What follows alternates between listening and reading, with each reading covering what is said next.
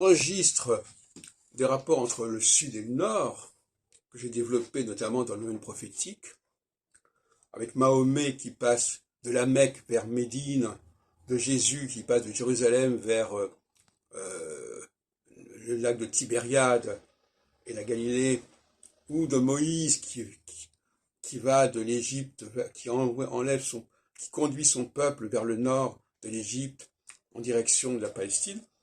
Il faudrait ajouter les rapports, le christianisme qui va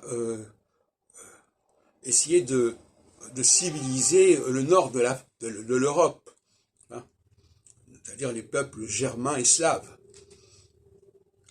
alors qui n'ont pas été latinisés, donc qui ne parlent pas des langues latines, comme la France, la Roumanie, l'Italie ou l'Espagne, etc. Donc on voit bien que là aussi il y a un processus vers le nord, hein.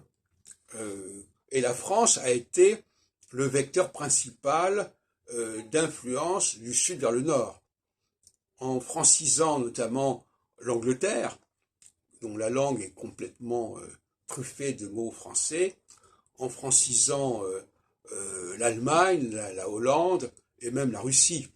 Donc effectivement, là aussi, le Nord est une terre de mission, hein.